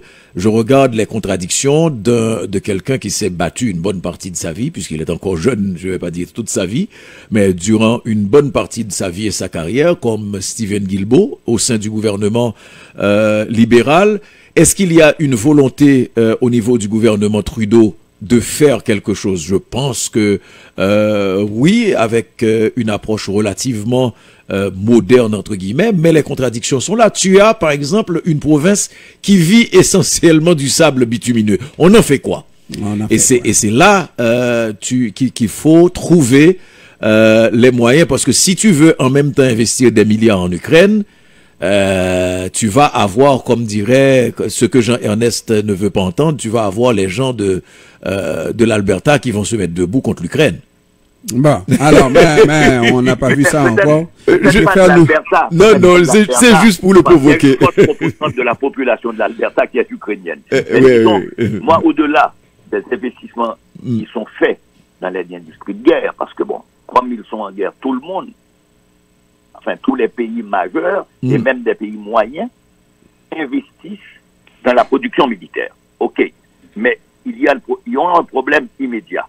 C'est-à-dire, vous mettez, quelqu'un l'a souligné ce matin, il dit, le discours occidental, par exemple, c'est de dire, ok, les Russes ont fermé la route du grain ukrainien. Mais ils disent pourquoi le Canada, les États-Unis, qui sont ou la France, qui sont des grands producteurs, ne donnent pas ne vendent pas de leurs réserves, absolument. Mais oui, mais on est dans le domaine de sociétés privées, et donc on va avoir des problèmes immédiats d'approvisionnement. Déjà, si vous suivez, par exemple, à la bourse de Chicago, c'est là qu'on calcule pour les prix du grain, le prix du blé a augmenté. Mais oui, c'est la faute à Poutine, là. Il a brûlé... Quelqu'un a dit, c'est intéressant, il a dit le Canada a des réserves énormes. Mais c'est la faute à Poutine. Comment tu peux brûler de la nourriture comme ça? Non, mais France, entre nous, la France. Pourquoi brûler tout ça là dans une guerre? Moi-même, je pense qu'il mérite déjà une deuxième accusation de crime contre l'humanité. Oui, mais peu importe ça. Oui, mais peu importe ce qui lui arrivera. Le problème, c'est qu'on a des effets qu'il faut comprendre. C'est-à-dire là, et c'est là qu'on voit les discussions, les pays africains qui des fois disent, mais pourquoi vous ne nous vendez pas le blé canadien, américain, français à bon marché? Parce que si vous voulez arrêter cette histoire-là, vous pouvez toujours le prendre. On va le faire, France. On va le faire. Non, l'Argentine, il va falloir, il y a des redéfinitions qui vont se poser. Parce que moi, ce que je suis en train de voir, c'est qu'en même temps, la guerre prolonge les problèmes de la transition écologique. En même temps, les questions vont se poser et on sera... Absolument. Moi, je verrai ça, parce que on parle déjà d'échéancier vers 2030. Après, non, on verra ça, France. On verra ça.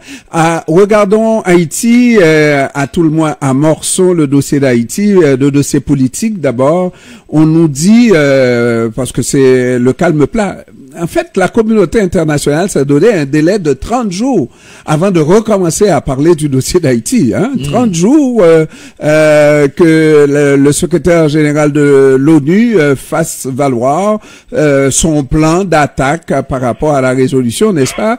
Mais c'est 30 jours durant lesquels on n'entend pas parler d'Haïti, on met ça sur la glace. Pour l'instant, c'est la CARICOM qui poursuit ses efforts de médiation en Haïti. Mais qu'est-ce que ça va donner, messieurs? Ça n'a rien donné pour la CARICOM, en tout cas. Qu'est-ce que ça va donner? Non, mais la dernière tentative n'a rien donné. Mais, comme tu dis, c'est silence radio. Parce que concrètement, ce qui est en train de se développer aujourd'hui, c'est encore la violence qui reprend pied et qui est en train d'occuper tout l'espace de débat, de discussion, etc. Et moi, je crois que après sa visite... Savez-vous quoi? Mais je ne sais pas si vous le savez, là, si tu l'as dit, là, dans les nouvelles. Ces gens-là sont devenus tellement arrogants. 30 jours, c'est une éternité qu'on leur donne, là, n'est-ce pas? De dire, vous pouvez agir durant au moins 30 jours et sans oublier 30 jours renouvelables, sans oublier qu'on peut effectivement prolonger. Dans le cas de Haut-Pont, oui, la femme de Haut-Pont a participé, Marie-Lucie Bodhomme a participé à une conférence, je ne sais quoi, où il disait que son mari avait besoin de médicaments. On est allé chercher les médicaments chez Marie-Lucie Bodhomme pour Haut-Pont, pour donner à Haut-Pont, disant on l'a avec nous. C'est comme s'il était dans une... Mais tout le monde... Il est en résidence surveillée. Absolument. Non, mais c'est incroyable. Mais tout le monde sait qu'il est dans le fief de Vitellum. Et Vitellum est en train de négocier le montant de la rançon. Absolument. Mais Vitellum avait envoyé ses hommes chercher Marie-Lucie Bodhomme chez elle. Oui, mais ça là, allez chercher les médicaments là, ça donne une image vraiment humaniste de la part de l'homme. Mais tu sais que c'est pas un état dans l'état. C'est ça. Mais c'est une façon de dire. Ils étaient 30, il a dit, c'est un ancien policier, ils étaient 30, dont un Mexicain en prison chez Vitellum. Moi, j'ai un ami qui était en captivité et il a eu ses médicaments 2 fois plutôt qu'une. Mais remarquez, on est allé chercher et à la limite ils ont dit renouveler la prescription quand il le faut, etc. Et ça par la suite, le prétexte de médicaments pour obtenir une libération ne tient plus. Oui, mais par la suite ils leur ont exigé les yeux de la tête. Et au moment de les libérer, on a libéré un, on n'a pas libéré l'autre parce qu'il fallait encore augmenter de l'argent. C'est horrible ce qui est en train de se passer. Vous ne pouvez pas imaginer. Alors, quand on est loin, et c'est pour ça qu'on nous qualifie de toutes sortes de termes, n'est-ce pas, à la radio ici, en point d'imposition, savoir que la communauté internationale, si elle veut agir, elle devrait agir et arrêter de donner un délai d'attente. Ça fait plus que 2 ans que ça dure et les bandits s'enhardissent de jour en jour et de plus en plus. Mais on l'avait analysé à chaque annonce de l'international qui est suivie de silence absolu et d'inaction. Les bandits deviennent plus arrogants. Après l'enlèvement de ces missionnaires américains, c'est la première fois qu'on allait voir l'homme sans joue montrer son vrai visage avec son chapeau haut de forme, etc., etc. Parce que pour lui, le fait que les Américains n'aient pas agi... Ça a été sa consécration. C'est ça, n'aient pas agi alors qu'ils avaient en leur possession des citoyens américains, c'était une consécration sur le fait que les Américains ne font rien. Par la suite, on a appris qu'ils ont négocié. Bon, il y a toutes sortes de théories, parce qu'il y a toujours des théories autour. Il y a toutes sortes de théories possibles et imaginables, disant aussi que les Américains qui ont un certain lien avec ces groupes-là voulaient montrer qu'il n'en était rien, etc., etc. Mais ça, c'est une autre histoire. Mais pour dire que toutes les annonces d'intervention aussi ont été suivies, interventions non effectuées, ont été suivies de renforcement de ces gangs. Absolument. Et de leur arrogance. Absolument. Et c'est à se demander, messieurs, même dans une résolution, parce que bon, le problème du pasteur, si problème il y a, parce que là on est dans le fief de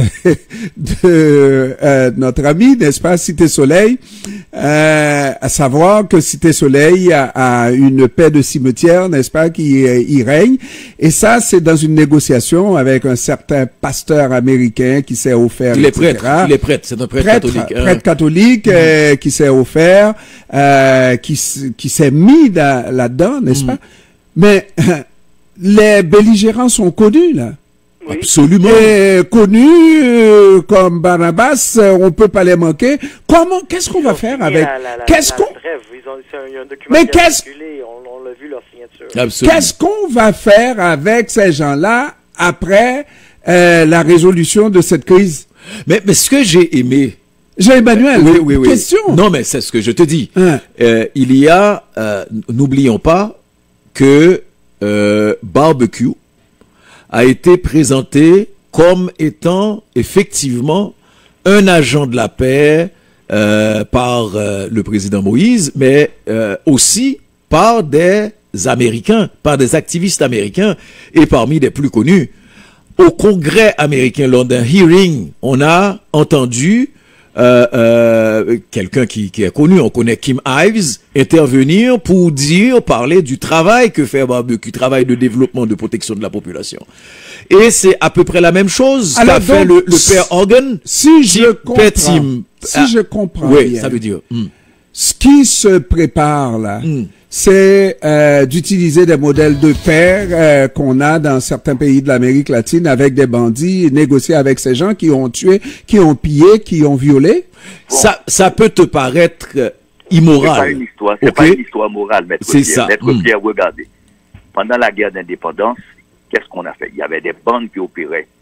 Et donc, la solution politique a été d'incorporer une partie dans l'armée, de réprimer.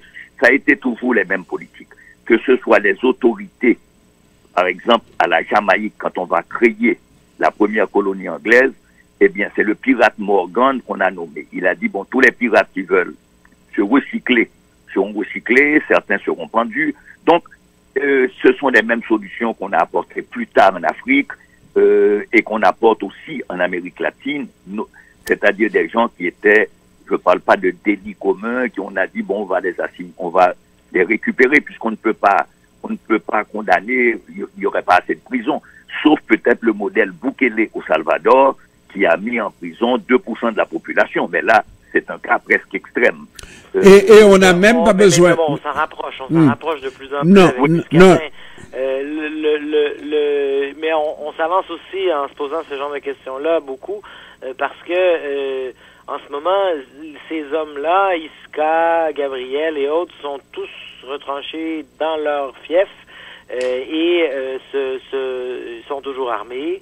L'État n'est toujours pas intervenu à Cité Soleil jusqu'à présent, malgré que la trêve qui se poursuit, la paix, celle qui est appelée, comme certains l'appellent. Donc c'est très très hypothétique pour l'instant, parce que pour l'instant c'est le statu quo, c'est l'arrêt des hostilités, c'est ça qui a été déclaré, mais le problème reste entier, les hommes forts armés restent là, et que ce soit du côté de Barbecue, Isca ou les hommes armés donc du G9 ou de ceux proches de T-Gabriel dans le camp adverse, ils se présentent tous comme des leaders communautaires, ils investissent tous dans leur communauté d'une manière ou d'une autre, en envoyant des gens à l'école, en faisant des activités comme des fêtes de quartier, donc et en faisant des dons. Donc il y a vraiment un aspect communautaire dans leur travail, mais c'est clair que avant tout c'est des hommes armés qui imposent leurs lois et c'est toujours un peu sur cette limite-là qu'ils aiment jouer. Et à ce compte-là, tous ces bandits sont des agents de développement. Des agents de développement, n'est-ce pas? Parce que celui-là se propose de construire un hôpital et l'autre un centre communautaire, etc., etc. Non, il va falloir qu'il y ait quelque chose. Et d'ailleurs, il va falloir d'abord avoir un État. C'est d'abord un État. C'est ça. C'est l'État qui doit rétablir la situation. Imposer une forme de paix. Parce que sans cela,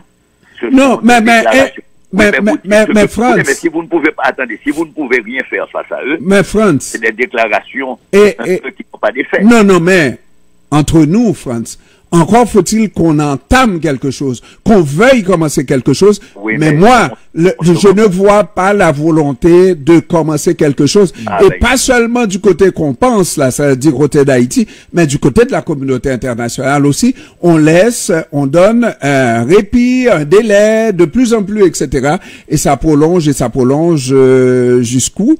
Messieurs, faisons la pause. Au retour, je ne sais pas qu'est-ce que vous allez avoir à me dire pendant environ 20 minutes, 25 minutes, par rapport à ces jeunes filles. Mais tu oublies... Par rapport à ces jeunes filles. Quelles jeunes filles? Les jeunes filles qui ont perdu 1-0 hier. Non, mais c'est une défaite noble. Mais, on en parlera. Mais des victoires morales, on n'en veut pas. On veut la coupe, On fait la pause, messieurs. On revient pour la suite dans un instant. CPAM, radiounion.com. Pour vivre son ethnicité en français au Québec. 1410 AM.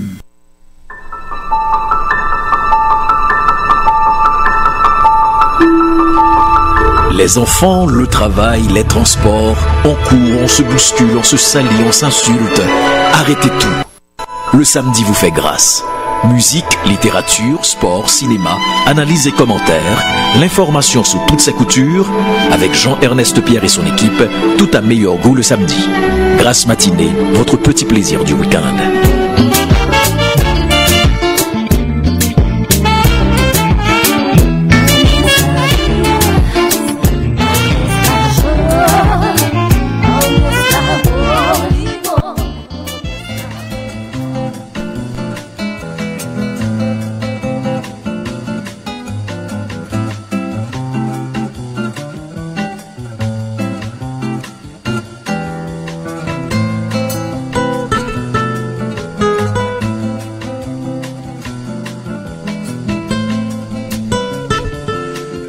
Nous sommes de retour avec Jean-Emmanuel Pierre, Franz Voltaire, et puis Étienne Côté-Paluc, et puis moi-même également, je suis là. Hein. Nous sommes là pour faire ce dernier droit à parler de cette équipe, n'est-ce pas, combative comme elle a pu l'être, n'est-ce pas? Et on me dit, c'est plus qu'une victoire morale, c'est le but a été marqué sur penalty, ça c'est une chose, mais c'est une penalty reprise. Ouais. Hein? Ouais. Oui, et quand puis même. Elle a été reprise parce que la gardienne avait repoussé les limites, mais effectivement c'est une équipe face à une équipe d'Angleterre qui est partie comme une des équipes favorites. Eh bien, elle a montré une très grande combativité, une capacité de jeu très bien. Elle n'a pas pu marquer, mais elle aurait pu marquer. Absolument.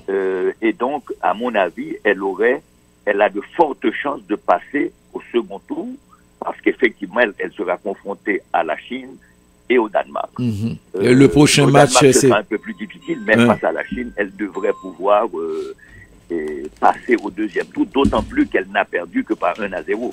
Oui, ça compte, effectivement.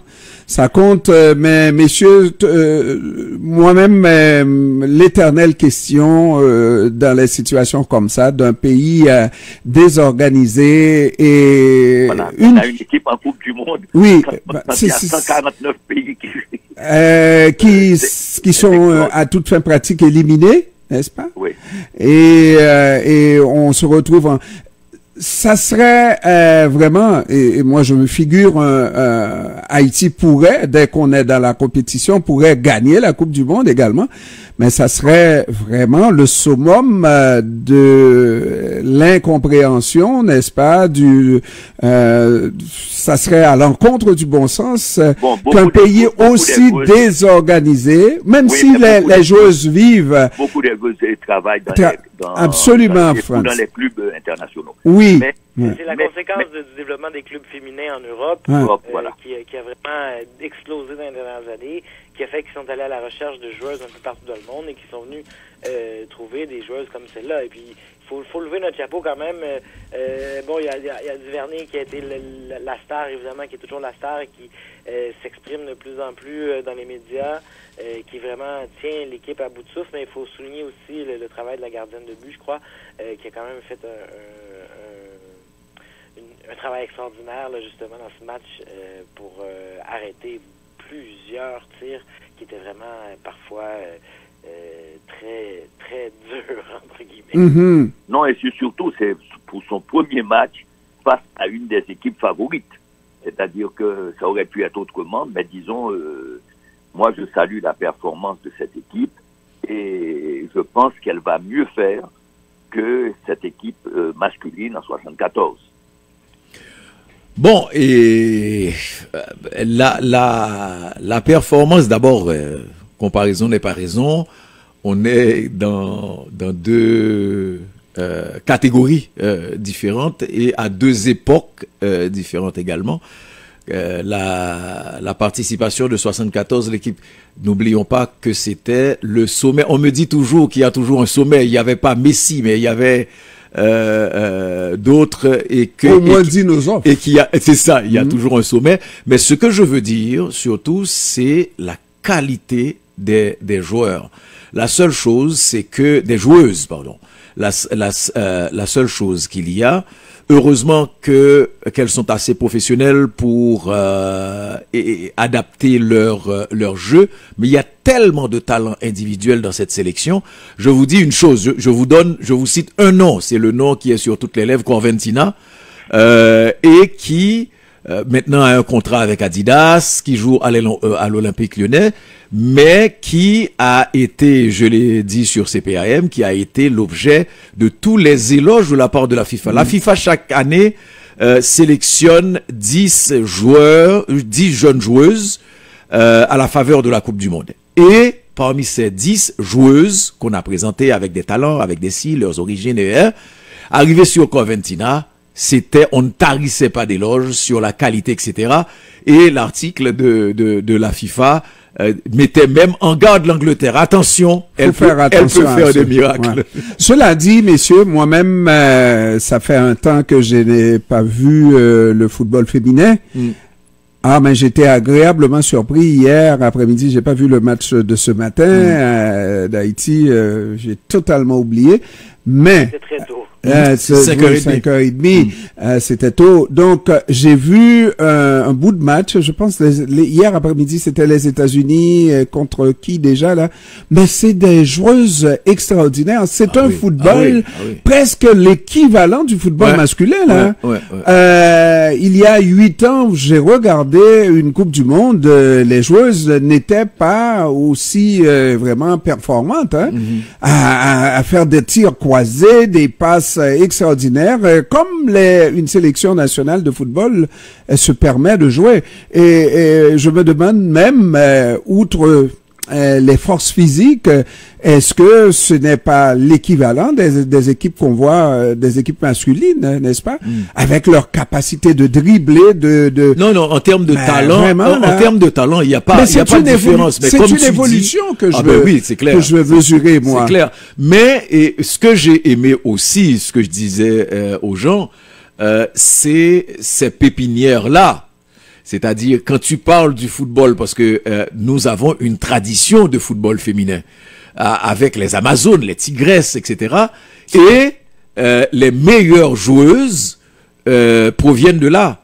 Et Coventina, c'est les Tigresses. C'est l'association des Tigresses. J'ai de la difficulté chaque fois. J'ai de la difficulté, Jean-Emmanuel. De la difficulté dans le sens que il reste quand même qu'il y a des recettes qui sont bonnes tout le temps là. Que ce soit le football masculin, que ce soit le football féminin. Et puis, Franz, on pense pouvoir passer outre ces formules-là, n'est-ce pas? Mais Maître Pierre, il faut se rappeler aussi que la FIFA finance aussi la Fédération haïtienne de football. Elle finance aussi donc les possibilités que ces gens puissent développer leur talent. Et comme l'a souligné tout à l'heure Étienne, c'est qu'il y a un marché du football, et du football féminin en Europe, et donc ils sont à la recherche de nouveaux talents. Et cette équipe est extrêmement motivée parce que non seulement dans sa représentation du pays, mais aussi individuellement, les gens ont la possibilité qu'ils démontrent leur talent. C'est un terrain extraordinaire parce que elles auront peut-être des contrats pour celles qui n'en ont pas encore. Donc elles sont triplement motivées. Oui, Duvernay a commencé à vendre ses maillots. Il y a quand même, allez vous le procurer si vous voulez, mais c'est quand même assez dispendieux. Je suis allé voir. Mais il y a une fierté qui vient aussi de tout ça.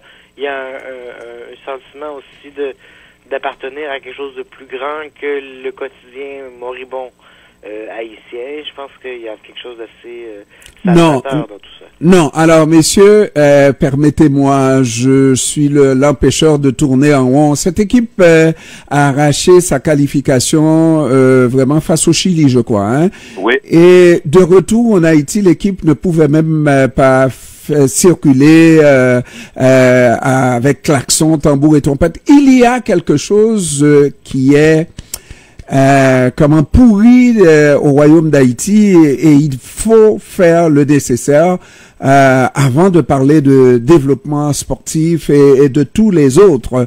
La sécurité d'abord et avant tout. Moi, nous avons une équipe en finale de Coupe du Monde, en finale, mais une façon de le dire, dans les premières rondes, mais c'est un non-sens. C'est un non-sens. C'est quelque chose d'extraordinaire qui est un peu un concours de circonstances qui allait contre les pronostics, si on veut, qui allait contre ce qui aurait été établi. Haïti profite de peut-être l'équipe nationale, en tout cas, de certaines choses, de certains qui dans le contexte actuel du sport comme tel, mais c'est clair que l'état du football national en Haïti est pas nécessairement à son meilleur. Étienne, tu ne peux pas prendre le sport et le mettre dans un contexte à part, comme quoi tout va bien dans le sport, alors que dans l'ensemble du pays, les choses vont mal. C'est comme le compas, c'est comme plusieurs choses en Haïti en ce moment. Ils se développent à l'étranger, et puis c'est là qu'ils finissent par trouver leur voie. Et puis, Maître Pierre, il faut se rappeler, moi, disons, c'est exceptionnel que cette équipe ait pu émerger dans des circonstances comme celle d'Haïti.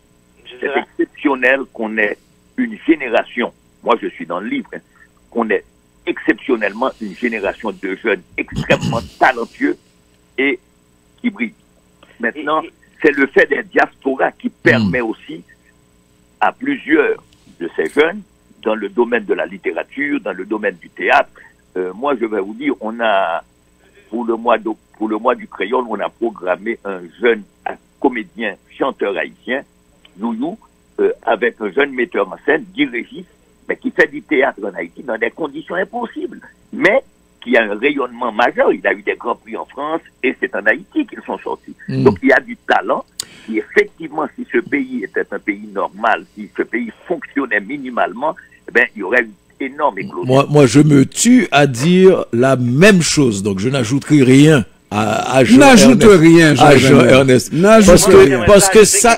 Tant qu'à être sur le sujet, j'en profiterai pour rappeler quand même deux points importants qui sont des difficultés assez énormes que les joueurs nationales affrontent. Le camp Nou, qui est fermé depuis des mois, en raison de... qui est inutilisable depuis des mois en raison des conflits, on en parlait un peu plus tôt dans l'émission, dans le nord de Port-au-Prince. Donc c'est vraiment une situation où c'est carrément dangereux de se rendre sur place. Et l'autre aspect aussi qu'il faut souligner, c'est cette semaine aussi que c'est sorti, Dadou Jambard qui a été rappelé blanchi à la cour cette semaine. Qui a été blanchi? Non, il a été rappelé par la justice haïtienne cette semaine il a été convoqué par la justice haïtienne. On attend de voir le résultat de cette convocation-là. Semble-t-il... Mais vraiment, là, c'est grave. Non, mais parce que la justice haïtienne n'était pas dans le dossier. Et on se contentait de ce que la justice internationale, le tribunal sportif, avait fait. Et là, maintenant que le juge une enquête, mais elle semble avoir été bâclée selon les observateurs. On ne peut pas juger quelqu'un deux fois pour la même cause.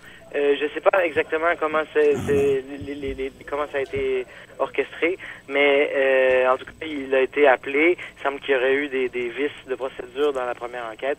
Donc, je vais voir. On en parlera dans les prochains jours, une fois que l'audition aura eu. Mais j'espère qu'il a de bons avocats. Mais c'est clair que ça a été quand même aussi une épreuve que l'association nationale, la fédération de football a dû affronter, la fédération haïtienne de football, a dû affronter. Non seulement ils ont perdu un directeur, mais aussi les allégations qui ont été soulevées sont assez lourdes. J'ai personnellement entendu parler et rencontrer des victimes qui m'ont raconté des histoires assez difficiles où les filles étaient carrément sous l'emprise de Dadou pendant qu'elles étaient sur place. En tout cas, ils gardaient les passeports et les empêchaient de faire tout projet. Et à travers tout ça, il y a ces allégations Mais Étienne, tu sais, tout ça, c'est des allégations qui ne sont pas prouvées. On espère que, effectivement, s'il y a des victimes qui n'étaient pas consentantes, n'est-ce pas, qu'elles pourront obtenir justice. Mais c'est ça, là. Avant tout, moi je regarde, et j'en ai parlé à d'autres occasions avec Jean-Emmanuel, dans la hiérarchie, dans un système d'un pays qui fonctionne très bien, le sport vient peut-être en 10e position. C'est bien qu'on dise un corps sain dans un esprit sain dans un corps sain, mais il faut que le pays soit sain. Le pays est malsain. On ne peut pas trouver cet esprit sain là dans le corps. Le corps n'est pas sain. Il y a un problème qui est profond. Tout ce dont on vient de parler là avec Dadou, de tous ces problèmes dans le sport, mais c'est normal qu'on trouve ce type de problème là. Il n'y a pas d'État dans la société. Mais c'est là où je te dis chaque fois. Tu as de ces choses qui arrivent dans des situations d'exception. Non, mais tu vas comprendre que tout est exceptionnel dans le pays. Un pays ne peut pas fonctionner sur l'exceptionnalité. France a des gens qui excellent en littérature, etc. C'est deux niveaux différents d'être Pierre. Oui, mais c'est deux niveaux différents. Et il y a le niveau collectif. Je suis d'accord avec toi que ce pays, il faut qu'il devienne un pays normal avec des problèmes normaux, comme aurait dit mon ami Émile Olivier. Mais je veux dire par là, malgré cette situation que vit ce pays, il faut souligner, c'est même étonnant. C'est même étonnant qu'on ait une équipe qui joue dans la Coupe du Monde. C'est même étonnant qu'on ait des écrivains de cette qualité. Que c'est même étonnant qu'on ait, parce que je parle d'écrivains qui sont sortis dans les quartiers populaires. Absolument. C'est étonnant aussi, il arrive un moment où on s'intéresse au football féminin aussi, ce qui n'était pas le cas avant. Voilà. Moi, je suis fatigué. Je suis fatigué d'entendre qu'on a un cas exceptionnel d'une fille qui a été appelée à la tête de l'université à telle autre université, à tel endroit, des cas exceptionnels tout le temps, alors, Maître Pierre, contentons-nous de manger un petit pain. de Constantino. Non, les mais gens- nous sommes non, dans mais le... les dans- gens ont réussi nous- par leur talent aussi. non, Maître nous Pierre, ça sommes vous en train fait de dire. manger un petit pain, là. Non, Nous sommes... il faut- nous, c'est à peine si on trouve le pain. Non, Moi, je attendez. voudrais... On voudrait que ça change en Haïti, c'est une chose. Mais je veux dire que malgré tout, parce que sans ça, on risque de tomber dans le discours qui est l'autre, de dire, eh ben, les Haïtiens, ils devraient rester à leur place. Non, Franz. Non, les ils Haïtiens sortent de leur devraient prendre les bonnes dispositions Non, mais pour parce que le pays fonctionne de Oui, manière mais ça aussi, normale. à ce moment-là, Et c'est pas à ce normal. moment-là, Franz, d'abord et avant tout, je regarde, on vient de parler de politique, et on a dit que les gens dans ce pays, et même les gens de la communauté internationale, ne foutent absolument rien pour changer les choses. Et tant et aussi longtemps que les choses ne changent pas, eh ben, c'est des situations exceptionnelles qu'on va avoir comme ça. C'est évident, c'est évident. Ben, c'est ça. C'est évident. C'est pourquoi je dis il y a deux niveaux différents. Il y a des talents individuels qui s'expriment dans des comptes. Et d'ailleurs, moi, particulièrement, dans la peinture ou dans la littérature, c'est des talents individuels. Dans le football, c'est des talents collectifs. Donc ça, c'est encore plus compliqué pour dire comment a pu surgir dans ce pays une équipe, parce que c'est pas un individu qui a un talent personnel, c'est une équipe de gens avec des talents, et donc il faut souligner cela. Et ça, vous savez, Maître Pierre, pour les Haïtiens, ça a un effet, regardez dans la presse haïtienne ou les commentaires des gens, ça a un effet positif de dire nous ne sommes pas nés pour vivre cette situation terrible que nous imposent nos dirigeants politiques. Alors, c'est un espoir pour les gens. Alors, ce que j'ai constaté, c'est mes années d'expérience. J'étais dans le football aussi, à Gonaïves, de football féminin, hein, aussi, à Gonaïves. Et tu as joué dans une équipe féminine? Mais j'ai pas été joué. Ah, ok. Je ne suis pas allé jusque là. Mais je sais qu'en général, les gens en Haïti disent, et Étienne, si tu es vraiment haïtien, là, tu devrais avoir déjà entendu que le football est dans le sang de l'haïtien. Oui. As-tu entendu ça? Oui, effectivement, mais c'est comme la musique aussi. Moi qui m'intéresse beaucoup à la musique, en ce moment, il y a plein de bonnes choses. C'est comme la peinture. Mais c'est comme la peinture. C'est comme tout, et puis c'est comme tout, et avec tout. C'est un peuple à talent, que veux-tu? Ouais, un peuple à talent. On en fait des esclaves à talent également.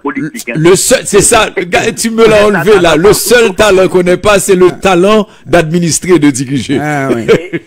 J'en profiterai pour souligner peut-être que c'est une grosse fin de semaine de musique haïtienne à Montréal. Ceux qui le savaient pas peut-être, mais il y a le festival on les entend d'ailleurs, il y a deux publicités à la radio, mais le festival de musique créole, le festival Haïti en folie qui ont lieu. Il y a également le festival Nuit d'Afrique avec Jean-Jean Roosevelt ce soir, gratuit en extérieur. Donc il y a plein demain c'est Vibe qui va jouer, ce soir c'est New Look. Donc il y a quand même beaucoup de fébrilité artistique haïtienne. Tout à fait. Et même pas seulement en Haïti. Moi, je reviens d'Europe, on avait tous ces festivals. Et aujourd'hui, j'ai reçu Rara au Chili, où il y a eu la musique haïtienne au Chili. Donc, c'est-à-dire, ça, c'est ce qui se passe dans les diasporas. Le problème, ce pays, il faut qu'on essaie de voir comment changer ce pays. Ça, c'est l'aspect peut-être le plus important. Et pour celui qui ne s'occupe pas de choses comme ça, un étranger, il croirait qu'Haïti, c'est un pays normal. Alors que rien n'est normal dans ce pays. Moi, je ne veux pas me contenter de ça, c'est vrai, et me satisfaire de voir qu'il y a une équipe sur la scène internationale. Il faut qu'on fasse les vraies affaires. Maître Pierre, dans les quartiers populaires où d'où viennent une partie des joueurs, c'est un espoir que ce pays pourrait... En général, le sport, le football, c'est dans les quartiers populaires. Je pense que seuls les forts ont fait honneur au football. C'est parce que les gens, c'est une des possibilités. Mais c'est dommage, Franz, c'est dommage. Merci beaucoup, messieurs. Merci, bonne fin de semaine. Merci, Franz Voltaire. Merci, Étienne Côté-Paluc. Étienne, tu n'as pas branché, tu n'as pas plugué ta parution. Dans mon infolette, mais oui, la semaine prochaine, on a un gros spécial sur la musique de l'été, les musiques des vacances, les 5 albums de l'été. Vibe va être là-dedans, Medji aussi, Méchanceté. évidemment aussi Zafem, qui est le band compas dont tout le monde parle cette année. Aussi, ne manquez pas, dimanche prochain, j'en profite, on va faire une soirée de musique électronique haïtienne consacrée au rabodaï, au Tchiketi, dimanche, la semaine prochaine, le 30 juillet. Venez nous voir. Nagap fait combien, papa? Hein? Merci, Étienne. Bye bye. Merci, Jean-Emmanuel Pierre. Merci, Jess Pierre. Merci, Justin Hébert. Et Corny Mézier. Merci, au revoir. Mesdames, messieurs, on se retrouve la semaine prochaine. Et puis, ce beau débat va se retrouver sur YouTube dès demain. Merci. Au revoir.